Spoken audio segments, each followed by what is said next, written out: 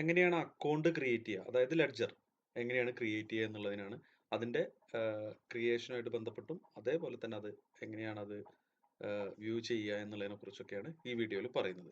നമ്മൾ ആദ്യം തന്നെ അക്കൗണ്ട് ക്രിയേറ്റ് ചെയ്യുന്നത്, അതായത് ലെഡ്ജർ ക്രിയേറ്റ് ചെയ്യുന്നത് മാസ്റ്ററിൽ അക്കൗണ്ട്സിൽ ക്രിയേറ്റ് എഡിറ്റ് ഡിലീറ്റ് എന്ന് പറഞ്ഞ ഓപ്ഷൻ ഉണ്ട്. ഇവിടെ പോവാം.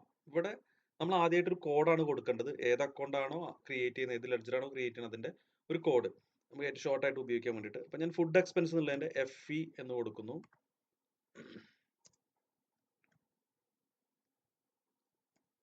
ഫുഡ് എക്സ്പെൻസ് എന്ന് കൊടുക്കുന്നു. ഇവിടെ അക്കൗണ്ട് ഗ്രൂപ്പ് എന്നുള്ള സ്ഥലത്ത് ഞാൻ ഇൻഡയറക്റ്റ് എക്സ്പെൻസ് ലിസ്റ്റിൽ നിന്ന് നമുക്ക് ഇൻഡയറക്റ്റ് എക്സ്പെൻസ് എന്ന് സെലക്ട് ചെയ്യുന്നു. ബാലൻസ് ഷീറ്റ് ഹെഡ് ഒന്നും കൊടുക്കേണ്ട ആവശ്യമില്ല. ഫുഡ് എക്സ്പെൻസ് ബാലൻസ് ഷീറ്റിലേക്ക് പോകുന്നില്ല. ഇവിടെ ഞാൻ ഓൾറെഡി എക്സ്പെൻസ് എന്ന് അക്കൗണ്ട് ടൈപ്പ് എക്സ്പെൻസ് എന്ന് സെലക്ട് ചെയ്യുന്നു.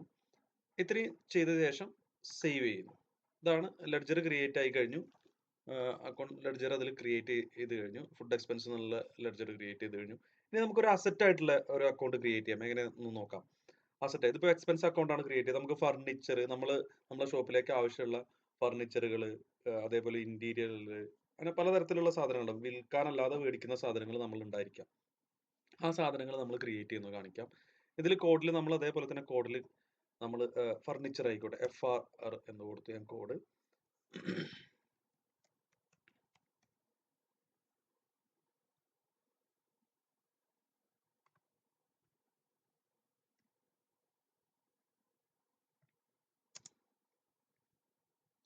ഫർണിച്ചർ അക്കൗണ്ട് കൊടുക്കാം, അല്ലെങ്കിൽ അസറ്റ് എന്ന് കൊടുക്കാം, വേണമെങ്കിൽ കൊടുക്കാം. ഇവിടെ നമ്മൾ ഓൾറെഡി ലിസ്റ്റിലുള്ള നോക്കാം. നമുക്ക് പുതിയൊരു ഇതിൽ ഓൾറെഡി ഞാൻ ഫിക്സഡ് അസറ്റ് എന്നാണ് കൊടുക്കാൻ ഉദ്ദേശിക്കുന്നത്. അപ്പോൾ ഫിക്സഡ് അസറ്റ് ഇതിൽ ലിസ്റ്റില്ല. അപ്പോൾ നമ്മൾ ഈ പ്ലസ് ബട്ടണിൽ ക്ലിക്ക് ചെയ്യുന്നു. എന്നിട്ട് ഇവിടെ നമ്മൾ ഇതിൽ ഫിക്സഡ് അസറ്റ്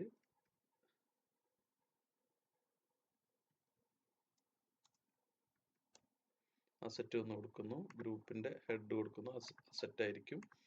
ഇവിടെ റിസർവ് ചെയ്യണോ യെസ് എന്ന് കൊടുത്താൽ മതി. ജസ്റ്റ് പ്ലസിൽ ക്ലിക്ക് ചെയ്താൽ നമുക്ക് ഇവിടെ എന്ത് ചെയ്യും, ഫിക്സഡ് അസറ്റ് ഇവിടെ കിട്ടും. ഓൾറെഡി അക്കൗണ്ട് ഗ്രൂപ്പിൽ നമുക്ക് ലിസ്റ്റിൽ ഫിക്സഡ് അസറ്റ് നമ്മളവിടെ ക്രിയേറ്റ് ചെയ്ത് കിട്ടും.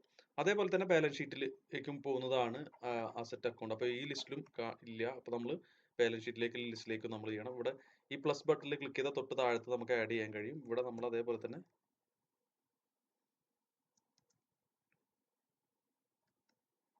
അസറ്റ് എന്ന് ക്ലിക്ക് ചെയ്യുന്നു. ഇവിടെ ഞാൻ അസറ്റ് എന്ന് ക്ലിക്ക് ചെയ്യുന്നു. ഇവിടെ എസ് എന്ന് പറയുന്നു. ഒന്ന് എൻ്റർ അടിക്ക്, തൊട്ട് താഴത്തേക്ക് വരുന്നു. ഇനി ഈ ലിസ്റ്റിൽ നമ്മൾ നോക്കിക്കഴിഞ്ഞാൽ ഫിക്സഡ് അസറ്റ് എന്ന് പറയുന്നു. ഓൾറെഡി ഇവിടെ ഓപ്പണിംഗ് ബാലൻസ് ഉണ്ട്. ഇത് നമുക്ക് ഓൾറെഡി സ്റ്റാർട്ട് ചെയ്ത സ്ഥാപനമാണെങ്കിൽ നമുക്ക് ഇവിടെ ഓപ്പണിംഗ് ബാലൻസ് കൊടുത്തിട്ട് അസറ്റ് ആകുമ്പോൾ ഡെബിറ്റ് ടിക്ക് ചെയ്ത ശേഷം നമ്മൾ ഇവിടെ അസറ്റ് സെലക്ട് ചെയ്ത ശേഷം നമുക്ക് സേവ് ചെയ്യാം. ഇത് സ്റ്റാർട്ട് ചെയ്ത സ്ഥാപനമാണെങ്കിൽ ഓപ്പണിംഗ് ബാലൻസ് ഉണ്ടെങ്കിൽ അങ്ങനെ കൊടുക്കാം. അല്ല പുതിയതാണെങ്കിൽ പുതിയ അക്കൗണ്ട് ക്രിയേറ്റ് ചെയ്ത ശേഷം നമുക്ക് സാധാരണ എൻട്രി ചെയ്യാണ് ചെയ്യുന്നത്. ഇവിടെ ഫർണിച്ചർ അക്കൗണ്ട് കൊടുത്തു, ഇവിടെ കോഡ് കൊടുത്തു, ഫർണിച്ചർ അക്കൗണ്ട് എന്ന് കൊടുത്തു, ഫിക്സഡ് അസറ്റ് രണ്ട് സ്ഥലത്തും കൊടുത്തു. ഇവിടെ അക്കൗണ്ട് ടൈപ്പ് അസറ്റ്, ഇവിടെ ഇത് കറക്റ്റായിട്ട് സെലക്ട് ചെയ്യണം. എന്നിട്ട് സേവ് കൊടുക്കുന്നു. ഇതാണ് നിലവിൽ ഒരു അസറ്റ് അക്കൗണ്ട്. ഇനി നമ്മൾ ലൈബിലിറ്റി ലോൺ ഒക്കെ പോലത്തെ ആണെങ്കിൽ എല്ലോ എന്ന് കൊടുത്തു. ലോൺ അക്കൗണ്ട് ആണ്, ലോൺ അക്കൗണ്ട് എന്ന് കൊടുത്തു.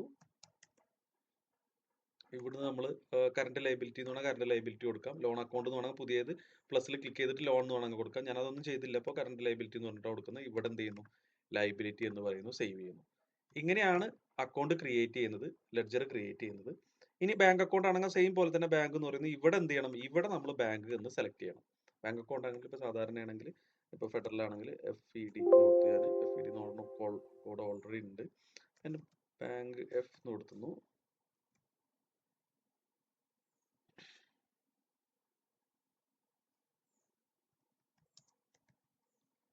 ബാങ്ക് എന്ന് കൊടുക്കുന്നു. ഇവിടെ നമുക്ക് വേണമെങ്കിൽ കറണ്ട് അസറ്റ് എന്ന് കൊടുക്കാം, അല്ലെങ്കിൽ ബാങ്ക് എന്ന് കൊടുക്കാം. പുതിയ ഗ്രൂപ്പ് ഉണ്ടാക്കിയിട്ട് അങ്ങനെ കൊടുക്കാം, നോ പ്രോബ്ലം. ഇവിടെ അസറ്റ് എന്നാണ് കൊടുക്കേണ്ടത്. ഇവിടെ ബാങ്ക് എന്ന് സെലക്ട് ചെയ്യണം. നിർബന്ധമായിട്ട് ബാങ്ക് എന്ന് സെലക്ട് ചെയ്യണം. ഇത്തരത്തിൽ ശ്രദ്ധിക്കാനുള്ളൂ. ജസ്റ്റ് സേവ് ചെയ്യാം. ഇതായി കഴിഞ്ഞു. ഇനി നമ്മൾ ഇതിലേക്ക് പേയ്മെന്റ് ചെയ്യണം. അതായത് നമ്മളിപ്പോൾ ഒരു ഫർണിച്ചർ മേടിക്കുകയാണ്. അപ്പോൾ നമ്മൾ പേയ്മെന്റിന്റെ വിൻഡോ എടുക്കുന്നു. ഇവിടുന്ന് നമ്മൾ ഫർണിച്ചറിന്റെ കോഡ് FUR എന്നാണ് കൊടുത്തത്, FR എന്നാണ് കൊടുത്തത്. അപ്പോൾ ഇവിടുന്ന് ഫർണിച്ചർ അക്കൗണ്ട് സെലക്ട് ചെയ്യുന്നു. ഇനി നമ്മൾ അതിന് നരേഷൻ, എന്താണ് ഫർണിച്ചർ മേടിക്കുന്നത്, നമ്മൾ എന്ത് ഇപ്പോൾ ചെയർ ആണ് മേടിച്ചെങ്കിൽ ചെയർ എന്ന് കൊടുക്കാം. നമ്മൾ എത്ര രൂപ, ക്യാഷ് ആണ്, ക്യാഷ് എന്നാണ് ക്യാഷ്, അല്ലെങ്കിൽ നമ്മൾ അവിടെ ഓൾറെഡി ഫെഡറൽ ബാങ്ക് ചെയ്തിട്ടുണ്ടായിരുന്നു. അപ്പോൾ ഫെഡറൽ ബാങ്ക് ഇവിടെ സെലക്ട് ചെയ്യാൻ പറ്റും. ബാങ്ക് എന്നാണ് പേയ്മെന്റ് പോകുന്നതെങ്കിൽ ക്യാഷിനാണ് പോകുന്നതെങ്കിൽ ക്യാഷിന്. നമ്മൾ ചെയറിന് 2500 രൂപ ആണ്, 2500 രൂപയുടെ ചെയർ സേവ് ചെയ്തു. 2500 രൂപയാണ് കൊടുത്തിട്ടുള്ളത്. ബാങ്കിൽ നിന്നാണെങ്കിൽ നമുക്ക് ബാങ്ക് ഇവിടുന്ന് സെലക്ട് ചെയ്തിട്ട് കൊടുക്കാം. ജസ്റ്റ് സേവ് ചെയ്യുന്നു. സേവ് ചെയ്ത് കഴിഞ്ഞാൽ നമ്മൾ ഓൾറെഡി സേവ് ചെയ്ത് കഴിഞ്ഞാൽ നമുക്ക് ക്യാഷ് ബുക്കിൽ ഓൾറെഡി പേയ്മെന്റ് കയറിയതായിട്ട് നമുക്ക് കാണാൻ പറ്റും. ഇത് ഓൾറെഡി ലെഡ്ജറിൽ പോയി കഴിഞ്ഞാൽ ഇവിടുന്ന് നമ്മൾ ലെഡ്ജർ നമ്മൾ സെലക്ട് ചെയ്തിട്ട് ഇവിടുന്ന് ഫർണിച്ചർ അക്കൗണ്ട് സെലക്ട് ചെയ്ത് FR നൽകുമ്പോൾ തന്നെ വരും. ഫർണിച്ചർ അക്കൗണ്ടിലും ഈ ലെഡ്ജറിലും നമ്മൾ കയറിയതായിട്ട് കാണാൻ പറ്റും. ഇതേപോലെ തന്നെയാണ് നമ്മൾ ഇനി പേയ്മെന്റുകൾ കൊടുക്കുന്നത്. സാധാരണ പോലെ പേയ്മെന്റ്, ഫുഡ് എക്സ്പെൻസിന് പേയ്മെന്റ് കൊടുക്കുന്നു. FE എന്ന് അടിച്ചു കഴിഞ്ഞാൽ ഫുഡ് എക്സ്പെൻസ് നമ്മൾ ടിക്ക് വേണ്ടിയിട്ടാണ്. ഷോപ്പ് നമ്മളത് ബാങ്കിൽ നിന്നാണ് കൊടുക്കുന്നതെങ്കിൽ ഫെഡറൽ ബാങ്കിൽ നിന്ന് സെലക്ട് ചെയ്യുന്നു. ഇവിടെ നമ്മൾ 120 രൂപയാണ്, 120 രൂപ എന്ന് കാണിക്കുന്നു, സേവ് ചെയ്യുന്നു. ബാങ്കിൽ നിന്നുള്ള പേയ്മെന്റുകൾ ഇങ്ങനെയാണ് കാണിക്കുന്നത്. ക്ലിയർ ആയല്ലോ. ഇനി ഇതേപോലെ തന്നെ നമ്മൾ ഇപ്പൊ ക്യാഷ് ബുക്കിൽ പോയി കഴിഞ്ഞാൽ ബാങ്കിൽ നിന്നുള്ള പേയ്മെന്റ് ആയതുകൊണ്ട് ക്യാഷ് ബുക്കിൽ കാണിക്കില്ല, ബാങ്ക് ബുക്കിലാണ് കാണിക്കുക. അപ്പൊ നമ്മൾ ലെഡ്ജറിൽ എടുത്തു കഴിഞ്ഞാൽ നമുക്ക് വേണമെങ്കിൽ നമുക്ക് ലെഡ്ജറിൽ ബാങ്ക് ഇവിടുന്ന് നമുക്ക് ബാങ്ക് സെലക്ട് ചെയ്യാൻ പറ്റും. ഫെഡറൽ ബാങ്ക് ആണ്, ഫെഡറൽ ബാങ്ക് എന്ന് പറഞ്ഞില്ലേ. എന്നിട്ട് 100 രൂപ ഫെഡറൽ ബാങ്കിൽ നിന്ന് പോയിട്ടുണ്ട്. അപ്പോൾ ഇനി അതേപോലെ തന്നെ നമുക്ക് മൾട്ടി ലെഡ്ജർ, ഇവിടെ ഒന്നിൽ കൂടുതൽ ലെഡ്ജറുകൾ നമുക്ക് ഇവിടുന്ന് സെലക്ട് ചെയ്യാൻ പറ്റും. ഇനി ഇവിടുന്ന് നമ്മൾ ഫുഡ് എക്സ്പെൻസിന്റെ ലെഡ്ജറും കൂടി വേണമെങ്കിൽ ഒന്ന് നോക്കാം.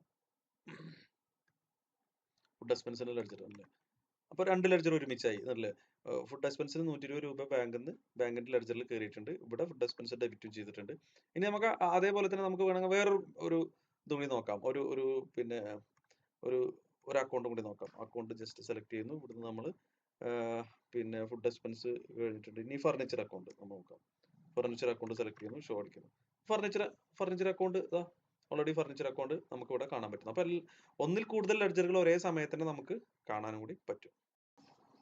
നമ്മൾ ഓൾറെഡി ക്രിയേറ്റ് ചെയ്ത് വെച്ചിട്ടുള്ള അക്കൗണ്ടുകൾ എങ്ങനെയാണ് നമുക്ക് എഡിറ്റ് ചെയ്യുക, ഡിലീറ്റ് ചെയ്യുക? ഈ അക്കൗണ്ടിന്റെ ഗ്രൂപ്പുകൾ അല്ലെങ്കിൽ ഓപ്പണിംഗ് ബാലൻസ് കൊടുക്കാനുണ്ട്, അങ്ങനെയുള്ള എന്തെങ്കിലും മാറ്റങ്ങൾ വരുത്തണമെന്നുണ്ടെങ്കിൽ ആ അക്കൗണ്ടിന്റെ എന്തെങ്കിലും ലെഡ്ജറിന്റെ എന്തെങ്കിലും മാറ്റങ്ങൾ വരുത്തണമെന്നുണ്ടെങ്കിൽ അതിന്റെ പേരുമായിട്ട് ബന്ധപ്പെട്ടോ ഗ്രൂപ്പുമായിട്ട് ബന്ധപ്പെട്ടോ ഒക്കെ നമുക്ക് മാറ്റങ്ങൾ വരുത്തണമെങ്കിൽ അല്ലെങ്കിൽ ഡിലീറ്റ് ചെയ്യണം ആ അക്കൗണ്ടെങ്കിൽ, അങ്ങനെ ചെയ്യണമെന്നുണ്ടെങ്കിൽ നമ്മൾ ചെയ്യേണ്ടത് മാസ്റ്ററിൽ അക്കൗണ്ട്സിൽ ക്രിയേറ്റ് എഡിറ്റ് ഡിലീറ്റ് എന്ന് പറഞ്ഞൊരു ഓപ്ഷൻ ഉണ്ട്. ഇവിടെ പോയി കഴിഞ്ഞാൽ നമുക്ക് ഫുഡ് എക്സ്പെൻസ്, ഇപ്പൊ ഞാൻ ഫുഡ് എക്സ്പെൻസ് നമുക്കൊന്ന് എഡിറ്റ് ചെയ്യണം. ഞാനിവിടെ സെർച്ചിൽ പോയിട്ട് ഫുഡ് എന്ന് ടൈപ്പ് ചെയ്യുമ്പോൾ തന്നെ ഓൾറെഡി ഫുഡ് എക്സ്പെൻസ് ഉണ്ടെങ്കിൽ ഫുഡ് എക്സ്പെൻസ് വരുന്നു.